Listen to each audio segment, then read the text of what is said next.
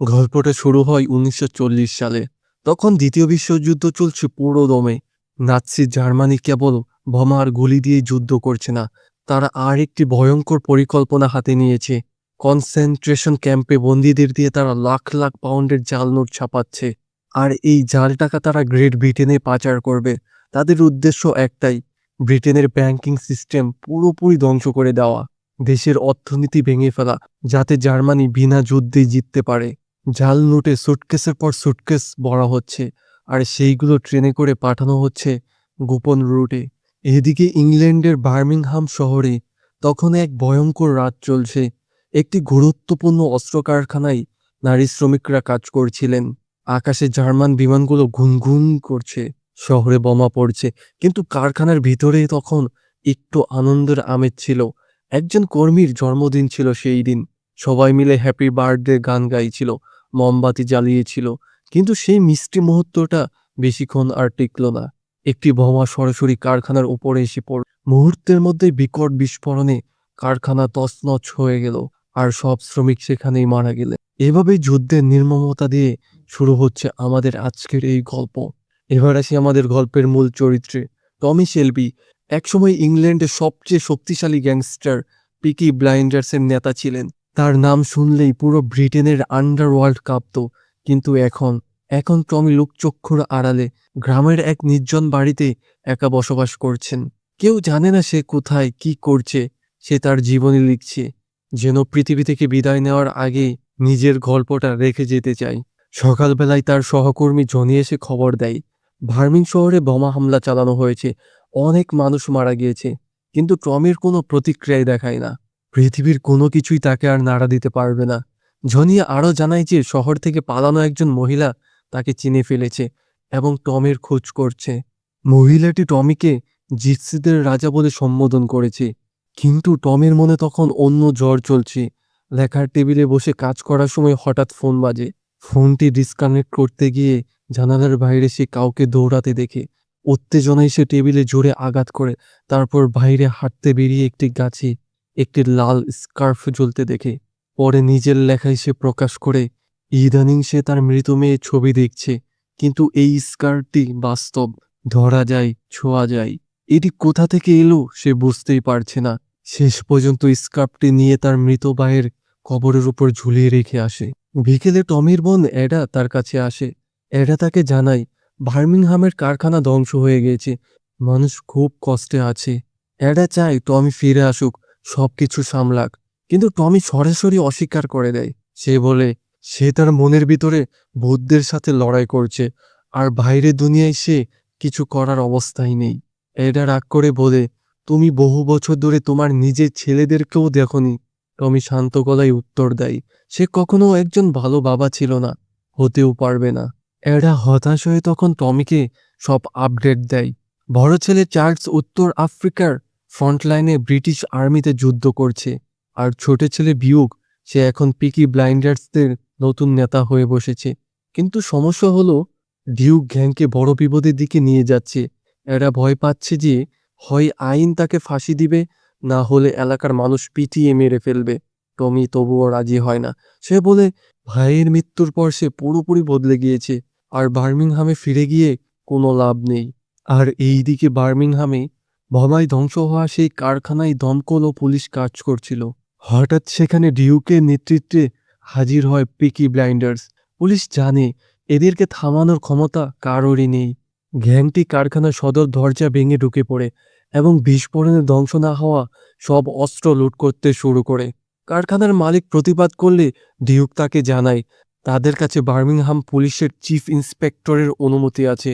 মালিক যখন তবুও অভিযোগ করতে থাকে, তখন ডিউকের ডান হাত এলাইজা সবাইকে হুমকি দেয়, যে বাধা দিবে তার পরিবারকে শুধরানো হবে। মালিক বলে সে তাদের ভয় পায় না। এতে ডিউক সরাসরি তাকে ঘুষি মেরে মাটিতে ফেলে দেয়। তার কর্মচারীরা প্রতিক্রিয়া দেখালে পিকি ব্লাইন্ডার্স তাদের পিটিয়ে রক্তাক্ত করে। শেষমেশ সব অস্ত্র নিয়ে তারা সেখান থেকে চলে যায়। কিছুক্ষণ পরে এটা বার্মিংহামে ফিরে আসে। তার ছেলে কার্লকে নিয়ে সে কারখানার দিকে যায়। সেখানে পৌঁছাতেই শ্রমিকরা তাকে গালাগালি করতে থাকে, কারণ পিকি ব্লাইন্ডার্সের জন্য তাদের অবস্থা আরও খারাপ হয়েছে। এইবার গল্পে আসে আরও একটি বড় মোড়। একটি পাবে ডিউক দেখা করে ব্যাকেট নামের একজন নাৎসি এজেন্টের সাথে। ব্যাকেট তাকে একটি জাল নোটের নমুনা দেখায় এবং বলে ৩৫০ মিলিয়ন পাউন্ড জাল টাকা ব্রিটেনের অর্থনীতিতে ঢুকিয়ে দেওয়ার জন্য তারা প্রস্তুত। সে চায় পিকি ব্লাইন্ডার্স যেন এই কাজে তাদেরকে সাহায্য করে। বিনিময়ে তারা পিকি ব্লাইন্ডারকে ২০% কমিশন দিবে। তবে এর ফলে দেশে যে ভয়ঙ্কর অরাজকতা তৈরি হবে সেটার জন্য তাদের প্রস্তুত থাকতে হবে। বেকেট আরও একটি কথা বলে, তার ঊর্ধ্বতন কর্মকর্তারা চেয়েছিল যে সে যেন টমি শেলবির সাথে কথা বলে। এই কথা শুনে ডিউক বিরক্ত হয়ে জানালার বাইরে একটি গাড়িতে গুলি ছুড়ে এবং ঘোষণা করে এখন থেকে সবকিছুর দায়িত্বে সে নিজে। বেকেট তখন জিজ্ঞেস করে, তুমি কি তোমার নিজের দেশের সাথে বিশ্বাসঘাতকতা করতে রাজি? ডিউক একটু না ভেবে সরাসরি বলে, হ্যাঁ। এইভাবেই ডিউক নিজের অজান্তেই নাৎসিদের জালে পা দিয়ে ফেলে। পরের দিন টমি তার বাড়িতে একটি অদ্ভুত শব্দ শুনতে পায়। সাথে সাথে বন্দুক হাতে নিয়ে তদন্ত শুরু করে। একটি টেবিলের ওপর একটি চিরকুট পায়, খোলা জানালাগুলো অনুসরণ করো। টমি সেটা করতে করতে শেষ পর্যন্ত এক নারীকে আবিষ্কার করে। সে তার বই পড়ছিল। টমি বন্দুক তাক করে একদম কাছে গিয়ে স্তম্ভিত হয়ে যায়, কারণ এই নারী দেখতে হুবহু ডিউকের মৃত মা জেলদার মতো। মহিলাটির নাম কো। সে ব্যাখ্যা করে সে জেলদার যমজ বোন। সে দাবি করে যে সে এখনও স্বপ্ন আর আধ্যাত্মিক সাধনার মাধ্যমে মৃত জেলদার সাথে কথা বলে। জেলদাই তাকে পাঠিয়েছে টমির কাছে একটি বার্তা নিয়ে। কো জানায় তারা জিপসি বংশের মানুষ, আর ডিউক এমন কিছু ভয়ঙ্কর লোকের সাথে জড়িয়ে পড়েছে যারা পুরো জিপসি জাতিকে ধ্বংস করে দেবে। যদি টমি ফিরে গিয়ে তার ছেলেকে থামায় তবে কো তাকে মানসিকভাবে শান্তি খুঁজে পেতে সাহায্য করবে। ঠিক তখন জনি বন্দুক হাতে ঘরে ঢুকে। সে ভেবেছিল কোনো অনুপ্রবেশকারী এসেছে, কিন্তু টমি তাকে থামিয়ে বলে কো তাদের অতিথি। পরে গোপনে জনি টমিকে সতর্ক করে যে কো আসলে একজন প্রতারক, যে যুদ্ধে ছেলে হারানো শোকার্ত মায়েদের ঠকানো এবং মৃতদের সাথে কথা বলতে পারি বলে ঠকাচ্ছে। জনি ভয় পায় কো হয়তো টমিকেও ম্যানিপুলেট করছে, কিন্তু টমি তার কথায় কোনো কান দেয় না। এইদিকে বার্মিংহামে একটা ডিউকের কাছে যায়। সে তখন তার শকুরগুলো দেখছিল এবং স্টকরুমে জিনিসপত্রগুলো গুছাচ্ছিল। এটা কারখানায় হামলার জন্য তাকে কড়া ভাষায় বকা দেয়। শূকরগুলো নিয়ে জানতে চাইলে ডিউক বলে একটা কসাইখানায় বোমা পড়েছে, তাই সে সাময়িকভাবে দেখভাল করছে। কিন্তু এটা তার কথা একদম বিশ্বাস করে না। শেষ পর্যন্ত ডিউক স্বীকার করে সে হাসপাতাল থেকে চুরি করা ওষুধ কালোবাজারে বিক্রি করছে। এটা পুলিশে রিপোর্ট করবে বলে তাকে হুমকি দিলে ডিউক ঠান্ডা গলায় বলে তাকে থামানোর ক্ষমতা কারোরই নেই। এরপর এরা টমির এক পুরনো বিশ্বস্ত লোকের কাছে যায়। সে তাকে ডিউকের সব অপরাধের কথা বলে এবং মিলিটারি পুলিশের কাছে যাওয়ার জন্য তার সাক্ষ্য চায়, কিন্তু সে সাহায্য করতে অস্বীকার করে এবং বলে ডিউকের বিরুদ্ধে গেলে বিপদ বাড়বেই। তাকে থামাতে পারে একমাত্র টমি। এদিকে টমি তার ওয়াইন সেলারে যায় এবং হঠাৎ একটি শব্দে চমকে ওঠে। একটি বোতল পড়ে ভেঙে যায়। সেই মুহূর্তে তার চোখ সামনে ভেসে ওঠে প্রথম বিশ্বযুদ্ধের সেই ভয়াবহ টার্নেলের দৃশ্য। অন্ধকার, বিস্ফোরণ, চিৎকার। টমি ভুগছে মারাত্মক পিটিএসডিতে। সে তার বইয়ে লিখে, ঘুমানোর জন্য আমি যুদ্ধকে নিজের গড়ে নিয়ে এসেছি। পরে কো টমিকে ঘুম থেকে জাগায়। সে বলে লাল স্কার্ফটি নিয়ে এসে টমির ভাইয়ের ব্যাপারে জানতে চায়। টমি কথা বলতে রাজি হয় না, কিন্তু কো চাপ দিতে থাকে। সে দাবি করে সে আসলে জেলদা এবং তার বোনের শরীরের মাধ্যমে কথা বলছে। টমি যখন বিশ্বাস করে না, তখন কো বলে এই স্কার্ফটি রেখে গিয়েছে টমির মৃত মেয়ে। এমনকি টমি কবরের সামনে দাঁড়িয়ে যা যা বলেছিল কো সেটা হুবহু বলে দেয়। এবার টমি কৌতূহলী হয়ে ওঠে, কিন্তু কো শর্ত দেয় টমি যদি ডিউককে বাঁচাতে রাজি হয় তবেই সে বাকিটা বলবে। টমি বলে সে আর আগের সেই মানুষটা নেই। এর পরিপ্রেক্ষিতে কো বলে তাহলে সে তাকে সেই পুরনো টমিতে ফিরে আনতে সাহায্য করবে। এরপর তাদের মাঝে ঘনিষ্ঠতা তৈরি হয়। কো পুরনো সেই গোপন ডেটিং স্পটগুলোর কথা বলে, আর এর মাধ্যমেই প্রমাণ করে সে সত্যি জেলদার আত্মা।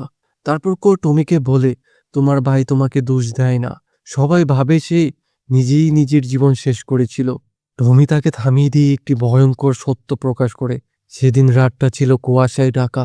তার ভাই তার গাড়ি চুরি করছিল, তাই টমি তার পিছু নিয়েছিল, কিন্তু ভাই অতিরিক্ত ধূমপানের কারণে টমিকে চিনতে পারেনি। ভেবেছিল সে শয়তান। ধস্তাধস্তির এক পর্যায়ে টমি ভুলবশত তাকে মেরে ফেলে। আর এই অপরাধ বোধে ভেঙে পড়া টমিকে সান্ত্বনা দেয়। তুমি তোমার মেয়ে এবং ভাইকে বাঁচাতে পারোনি ঠিকই, কিন্তু তুমি এখনো তোমার ছেলেকে বাঁচাতে পারবে। সন্ধ্যায় বার্মিংহামে আবারও বোমা হামলা শুরু হয়। মানুষ ছুটে শেল্টারের আশ্রয় নেয়। এই সুযোগে এরা শেল্টারে সবার সাথে কথা বলে ডিউকের বিরুদ্ধে সাক্ষ্য জোগাড় করার চেষ্টা করে। সে মিলিটারি পুলিশের কাছে গিয়ে অভিযোগ করতে চায়। এদিকে ডিউকের দেখা হয় নাৎসি এজেন্ট বেকেটের সাথে এবং ব্রিটিশ ফ্যাসিস্ট লীগের ডেপুটি হেড ভার্জিলের সাথে। তারা জাল টাকা ছড়ানোর পরিকল্পনা নিয়ে আলোচনা করতে বসে। ডিউক বলে সে 3টি বড় খালের নৌকা ব্যবহার করে টাকাগুলো সংগ্রহ করবে, কিন্তু ঠিক তখনই বেকেট প্রবেশ করে। তার কাছে তথ্য আছে যে ভার্জিল আসলে বিশ্বাসঘাতক। ডিউক তৎক্ষণাৎ ভার্জিলকে গুলি করে। ভার্জিল রক্তাক্ত হয়ে হামাগুড়ি দিয়ে পালাতে চাইলে ডিউক দ্বিতীয়বার তাকে গুলি করে শেষ করে দেয়। এরপর বেকেটের নির্দেশে সে বন্দুকের সবগুলি ভার্জিলের উপর খালি করে। এই ঘটনার পর ডিউক প্রচণ্ড বিচলিত হয়ে পড়ে। বেকেট তাকে আশ্বস্ত করে, তুমি বড় বড় মানুষের সাথে কাজ করছো, তোমাকে রক্ষা করা হবে। শীঘ্রই তোমাকে নৌকা নিয়ে লিভারপুলে যেতে হবে টাকা আনতে, তবে তার আগে এই লাশটা সরাও। বেকেট চলে গেলে ডিউক হতাশায় একটা বোতল ভেঙে ফেলে আর লাশটি তার খামারে শূকরদের খাওয়ার জন্য দিয়ে দেয়। এদিকে বেকেট জানতে পারে এটা শেল্টারে ডিউকের বিরুদ্ধে সাক্ষ্য জোগাড় করছে। সে ডিউকের কাছে গিয়ে বলে এটাকে মেরে ফেলার জন্য। মিলিটারি পুলিশের কাছে যাওয়ার আগেই ডিউক সারা শহর জুড়ে এডা আর কার্লকে অনুসরণ করে। একটা ফোন বুথের আড়ালে লুকিয়ে সে এটার দিকে নিখুঁত লক্ষ্য স্থির করে, কিন্তু ট্রিগারে আঙ্গুল রেখেও সে টিপতে পারে না। পরিবারের প্রতি তার একটি টান রয়েছে। রাগে সে ফোনটি ভেঙে ফেলে, কিন্তু বেকেট অপেক্ষা করার মানুষ নয়। সে নিজে একটি গাড়ি নিয়ে এডার পাশে থামে। ডিউক চিৎকার করে এডাকে সতর্ক করতে চায়, কিন্তু অনেক দেরি হয়ে গিয়েছে। বেকেট কয়েক রাউন্ড গুলি করে এডাকে মেরে ফেলে এবং সাক্ষ্যের ব্যাগটি নিয়ে পালিয়ে যায়। যাওয়ার আগে ডিউকের দিকে তাকিয়ে বলে, তুমি আমাকে গর্বিত করতে পারলে না। ছোট্ট কার্ল মায়ের রক্তাক্ত দেহের পাশে কান্নায় ভেঙে পড়েছে, আর ডিউক অসহায়ভাবে দৌড়ে দাঁড়িয়ে তা তাকিয়ে দেখছে। রাস্তায় গাড়ি চালাতে চালাতে টমি হঠাৎ থেমে যায়। সে অ্যাডার আত্মাকে দেখে এবং বুঝতে পারে অ্যাডা আর বেঁচে নেই। ঘটনাস্থলে পৌঁছে এক পুলিশ অফিসারের কাছ থেকে সে জানতে পারে অ্যাডার মৃত্যুতে ডিউকের হাত আছে। টমি জনিকে মর্গে পাঠিয়ে দেয় অ্যাডার লাশ পাহারা দিতে, আর নিজে বাকি সব সামলানোর দায়িত্ব নেয়। টমি পাবে ঢুকে সোজা ঘান বন্ধ করে দেয়। ডিউকের খোঁজ করে স্থানীয় কিছু লোক তাকে অপমান করতে শুরু করলে এলাইজা চিনতে পারে এটা আসল টমি শেলবি। সে সবাইকে সাবধান করে দেয়। সবাই পিছিয়ে গেলেও একজন সৈনিক টমিকে চিনতে না পেরে তার দিকে বন্দুক তাক করে। টমি সে শান্ত মুখে সৈনিকের শার্টের ভিতরে একটি গ্রেনেড ঢুকিয়ে দেয়। লোকটি ভয়ে দৌড়ে বাহিরে চলে যায়, আর তখনই বিস্ফোরিত হয়ে লোকটি উড়ে যায়। আর এই দৃশ্য বোঝা যায় টমি শেলবি ফিরে এসেছে। এলাইজাকে বাধ্য করে তাকে ডিউকের কাছে নিয়ে যেতে। স্টক রুমে গিয়ে দেখে ডিউক পালানোর জন্য জিনিসপত্র গুছাচ্ছে। টমি তাকে ধরে কাদায় ছুঁড়ে ফেলে। চুরি করা ওষুধের ব্যাগ তার গায়ে ছুঁড়ে মারতে মারতে চিৎকার করে, তুমি সব সীমা পার করে ফেলেছ। ডিউক কাদার উপর বসে বলে, বাবা, আমি কিন্তু এটাকে মারিনি, আমি পারিনি, আমি এখন আমার পরিবারের প্রতি অনুগত। কিন্তু তারপর কণ্ঠে যন্ত্রণা নিয়ে বলে, আমি শুধু পাপই করে যাচ্ছি, কারণ তুমি আমাকে উত্তরাধিকারী হিসেবে কেবল পাপটুকুই দিয়ে গিয়েছ। রাগে ডিউক টমিকে জাপটে ধরে। কাদার মধ্যে বাবা ছেলের মারামারি শুরু হয়, কিন্তু টমি খুব সহজেই তাকে কাবু করে ফেলে এবং ব্যাকেট ও নাৎসিদের পুরো পরিকল্পনার কথা জেনে নেয়। এরপর টমি মর্গে যায়। এডার লাশের পাশে বসে সে ভেঙে পড়ে। কান্না জড়িত কণ্ঠে বলে, তুমি প্রথমবার যখন আমাকে সাহায্য করার কথা বলেছিলে তখনই আমার আসা উচিত ছিল। তারপর আরও একটি ভয়ঙ্কর সত্য স্বীকার করে, ভাইয়ের মৃত্যু কোনো দুর্ঘটনা ছিল না। সেদিন টমি নেশা ও রাগে অন্ধ হয়ে ওকে খুন করেছিল। পরিবারের এই মৃত্যু দেখে টমি চোখের জল ফেলে কসম খায়, এই সব খারাপের শেষটা ভালো কিছু দিয়েই হবে। মর্গ থেকে বের হতেই টমির সামনে হাজির হয় বেকেট। দুইজন একে অপরের দিকে গুলি চালাতে শুরু করে।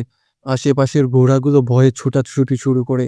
দুইজনের আড়ালে লুকিয়ে লড়াই চালিয়ে যায়। বেকেট টমিকে বোঝানোর চেষ্টা করে হিটলার সমাজে খারাপ রক্ত পরিষ্কার করার ব্যাপারে একদম সঠিক।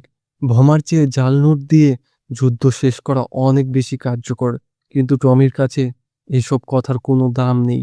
বেকেটের গুলি ফুরিয়ে গেলে সে ঘোড়াগুলোকে ঢাল হিসেবে ব্যবহার করে পালানোর চেষ্টা করে। টমি তখন একটি ঘোড়ায় চড়ে শহরের রাস্তা দিয়ে তাকে ধাওয়া করে।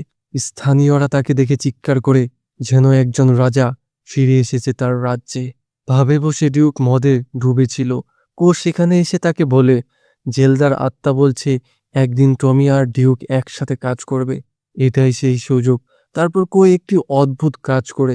সে ডিউককে একটি বুলেট দেয় এবং বলে, নাৎসিদের শেষ করার পর ডিউককেই টমিকে মেরে ফেলতে হবে। এটাই হবে সেই মানসিক শান্তি পাওয়ার সবচেয়ে সহজ পথ, যা তাকে প্রতিশ্রুতি দিয়েছিল। টমি মারা গেলে ডিউক হবে নতুন জিপসি কিং। পাপ থেকে বের হয়ে এর সাথে টমির দেখা হয়। জানায় ডিউক তাকে সাহায্য করবে। একটু পর এডার শেষকৃত্য হয়। পরিবার ও বন্ধুরা জড়ো হয়। একটি জিপসি গাড়িতে এডার দেহ আর কিছু ছবি রেখে টমি তাতে আগুন ধরিয়ে দেয়। গভীর শোকে সে আগুনের শিখার দিকে তাকিয়ে থাকে, যেন শুধু বোনকে নয়, নিজের একটি অংশকেও বিদায় জানাচ্ছে। সেই রাতে ডিউক বেকেটকে ফোন করে সে জানায় টমি তাকে ধরতে আসছে, কিন্তু সে এখনও সাহায্য করতে চায়।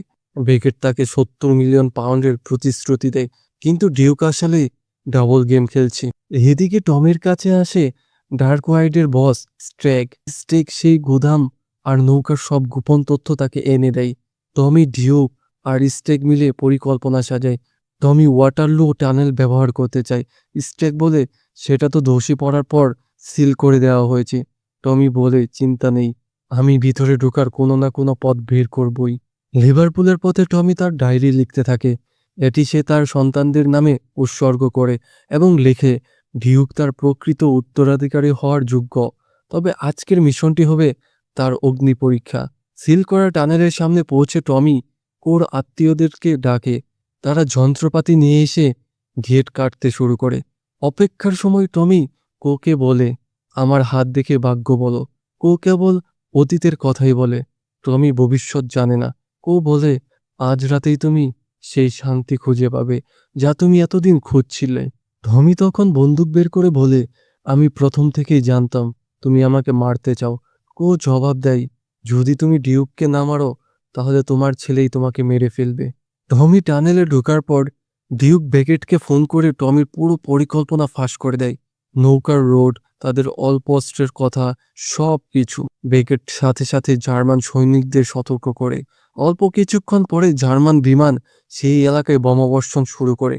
টানেলের একাংশ ধসে পড়ে আর টমি সেই টানেলেই আটকা পড়ে যায়। অন্ধকার টানেলের ধ্বংসস্তূপের নিচে চাপা পড়ে টমির পিটিএসডি আবার মাথায় চাড়া দেয়।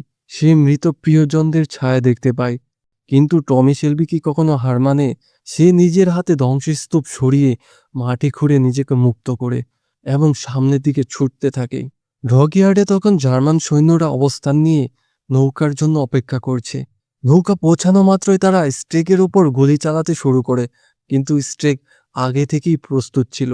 পূর্ব পরিকল্পনা অনুযায়ী সে একগুচ্ছ বিস্ফোরণ সক্রিয় করে পানিতে ঝাঁপ দেয়। নৌকাটি সরাসরি ডকইয়ার্ডে আছড়ে পড়ে এক বিশাল বিস্ফোরণ ঘটায়। আগুনের গোলা পুরো আকাশে ছেয়ে যায়, ধোঁয়া সবকিছু ঢেকে দেয়। গুদামের ভিতরে বেকেট তখন বুঝতে পারে ডিউক তাকে ধোঁকা দিয়েছে। সে ডিউকের দিকে বন্দুক তাক করে। ডিউক শান্ত গলায় বলে, আমার কয়েন আমাকে বলেছিল বাবার কথা না শুনতে, কিন্তু আমি কয়েনের কথা না শুনে বাবার কথাই শুনেছি। ঠিক সেই মুহূর্তেই গুদামে আরেকটি বোমা বিস্ফোরিত হয়। বেকেট ছিটকে পড়ে আর ডিউক সেই সুযোগে সেখান থেকে পালিয়ে যায়।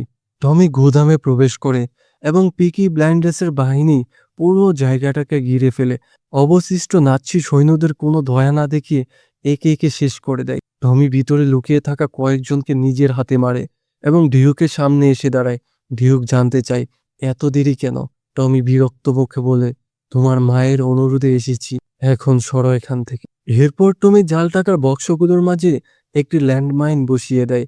বিস্ফোরণ নাৎসিদের পুরো পরিকল্পনা, কোটি কোটি জাল পাউন্ড, সবকিছু ছাই হয়ে যায়। কিন্তু গল্প এখানেই শেষ হয়নি। সব হারিয়ে পাগল প্রায় বেকেট তার গাড়িতে উঠে প্রচণ্ড বেগে টমিকে চাপা দেওয়ার জন্য ধেয়ে আসে। এদিকে টমি সেই শান্ত মুখে দাঁড়িয়ে থাকে। বেকেট গাড়ি থেকে টমির পেটে দুটি গুলি করে, কিন্তু টমি তবুও না পড়ে সরাসরি বেকেটের মাথায় গুলি করে তাকে শেষ করে দেয়। নিয়ন্ত্রণহীন গাড়িটি তখন সরাসরি টমির দিকে দিয়ে আসছিল। রক্তাক্ত টমি দুহাত বাড়িয়ে মৃত্যুর জন্য প্রস্তুত হয়, কিন্তু শেষ মুহূর্তে ডিউক ছুটে এসে বাবাকে ধাক্কা দিয়ে সরিয়ে দেয়, আর গাড়িটা দেয়ালে গিয়ে আছড়ে পড়ে। টমি রক্তাক্ত অবস্থায় মাটিতে শুয়ে আছে। গ্যাংয়ের সবাই তাকে ঘিরে ধরেছে।